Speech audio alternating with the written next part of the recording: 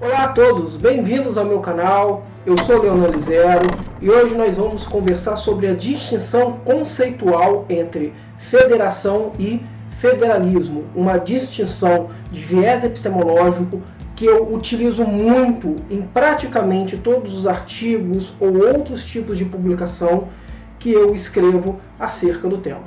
Então, peço de uma vez que vocês se inscrevam no canal, deixem aí o seu like e vamos logo entender o que é essa distinção, quando que se usa um termo, quando se usa o outro termo e o porquê de não serem termos idênticos. Inicialmente, o porquê dessa distinção. Essa distinção ela foi proposta, sobretudo como uma forma de reflexão, num artigo de 1952 chamado Uma Nota sobre a Natureza do Federalismo, de William Livingston. E esse artigo foi muito importante, inclusive, para redefinir muito do que eu pensava sobre federalismo na época que eu fazia as pesquisas para a minha tese de doutorado. William Livingston ele propõe no seu artigo a seguinte reflexão: qual é a essência do federalismo? Onde a natureza do federalismo, se a gente puder assim dizer, está presente? Será que está presente no direito constitucional do Estado ou está, de repente, em outro âmbito? E o Livingston, aí, por volta, no decorrer das páginas do artigo, que são cerca de 15 páginas, mas não se enganem por artigo, se é um artigo curto, ele é muito significativo. O Livingston ali propõe uma nova visão, dissociando a ideia de federalismo da de direito constitucional. O que o Livingston propõe? Que a natureza do federalismo não está no direito constitucional do Estado, está na sociedade. O que faz do Estado não ser federal não é a previsão do seu direito constitucional, e sim a forma de estruturação da sua sociedade. Então, isso é bem interessante, é um modo curioso de pensarmos o federalismo, porque o federalismo é um conceito além do direito.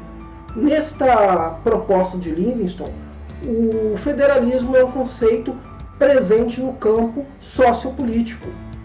Veja bem, o que seria uma sociedade federal por Livingston? São sociedades com agrupamentos de pessoas. Esse agrupamento pode ser por uma razão cultural, econômica, étnica, linguística. A gente tem vários motivos e isso se reflete muito no modo como muitas federações utilizam seus critérios para formar ali as suas unidades federativas. Enfim, essas várias distinções formariam uma clivagem social e o Estado, de certo modo, buscaria formar uma harmonia entre estas sociedades tão diferentes vivendo em um mesmo espaço geográfico, ainda que haja um critério de territorialidade que distingue essas sociedades. O que eu quero dizer com isso exatamente? Para o Livingston, a territorialidade é um fator essencial para a definição sobre o que é ou não uma sociedade federativa. Uma sociedade, por exemplo, marcada por sua diversidade, que congregasse diversos grupos étnicos, diversos grupos culturais e linguísticos, mas vivendo em um mesmo espaço geográfico, sem alguma distinção, sem alguma concentração entre eles, para o Livingston não seria uma sociedade federal, apesar de ser uma sociedade plural. A sociedade federal, por Livingston, requer territorialidade, ou seja, a concentração de determinado grupo em um espaço geográfico específico que, numa pluralidade deles, compõe aquilo que o Livingston vai chamar de sociedade federal. E por essa ideia do Livingston de pensar o federalismo como um conceito além do direito, um conceito pertencente ao campo sociológico, me influenciou a sempre propor, em todos os meus trabalhos de federalismo, uma distinção do que é o federalismo e do que é o Estado Federal. O Estado Federal, que não se confunde com o federalismo, é um assunto sim do direito constitucional. O Estado Federal é um conceito jurídico que pode ser compreendido de acordo com um conhecimento metodologicamente voltado para o direito. O federalismo tem um outro pensamento que, apesar de ser geneticamente conectado com a ideia de Estado federal, não se confunde com ele. O Estado federal é um conceito jurídico, é um problema jurídico. O federalismo não se prende aos problemas jurídicos. Ele é um conceito além do direito. Desse modo, é perfeitamente possível compreender uma dissociação entre forma e praxis, ou seja, o que é a realidade constitucional e o que é a forma constitucional. Nem todos os estados formalmente federais funcionam como uma federação.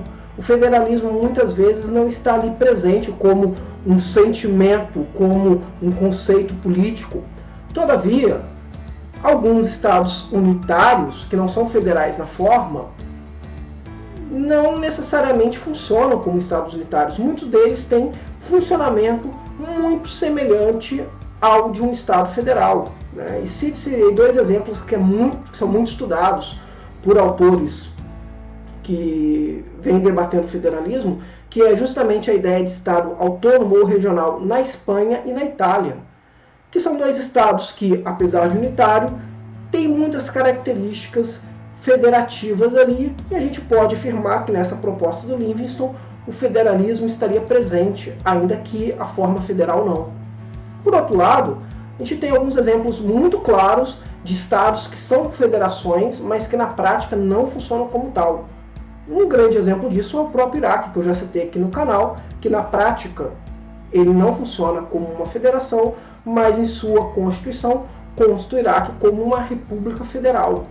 Ou o próprio Brasil, durante as épocas da ditadura, tanto da Era Vargas, de 1937 a 45, lembrando que a Constituição do Estado Novo, apesar de ter liquidado o funcionamento da relação federativa entre os estados, mas formalmente não deixou de ser uma federação. E durante a época da ditadura militar, sobretudo ali durante a vigência das constituições de 67 e da emenda constitucional número 1 de 69, o Brasil ainda formalmente era uma federação, mas o federalismo foi solapado ali na prática com grande interferência do governo central. Razão pela qual uma das principais reivindicações na Comissão de Organização do Estado e suas 3 subcomissões era justamente um clamor pela descentralização, em razão da associação, naquele momento, de centralismo com autoritarismo. Então, no Brasil, sobretudo o que é possível se perceber na leitura dos diários da Constituinte de 87 e 88, a ideia de federalismo no Brasil ela é associada com a noção de descentralização, com um modo de se buscar uma democratização das relações federativas no Brasil. E essa época atual, né, nesta terrível pandemia que nos assola, e todo o conflito entre o poder federal e os governadores dos estados demonstram isso claramente. O Brasil, em mais de 30 anos da vigência da Constituição, e finalmente eu vejo que agora podemos ver como as relações federativas elas se comportam em um momento de extrema tensão entre o poder federal e o comando dos governadores. E toda essa situação que estamos passando, no futuro, ainda que seja algo muito ruim, gerará reflexões interessantes sobre o funcionamento das relações federativas no Brasil. E enquanto essa distinção entre federalismo e federação é reconhecida por autores estrangeiros, como Alan Tarr, como Michael Burgess, é também reconhecida no Brasil por autores clássicos que pensaram já o federalismo. Um deles é um que eu já citei muito aqui no canal, o professor Raul Machado Horta. Vou um dia fazer um vídeo especificamente sobre a obra dele. Para o professor Raul Machado Horta, federação e federalismo são conceitos distintos. Isso aparece em alguns momentos dos escritos dele, mas eu quero destacar aqui o artigo publicado em 1985, 2 anos antes do início da Constituinte, chamado Organização Constitucional do Federalismo. Eu já recomendei este texto aqui naquele vídeo sobre o que ler para começar a pesquisar sobre o federalismo.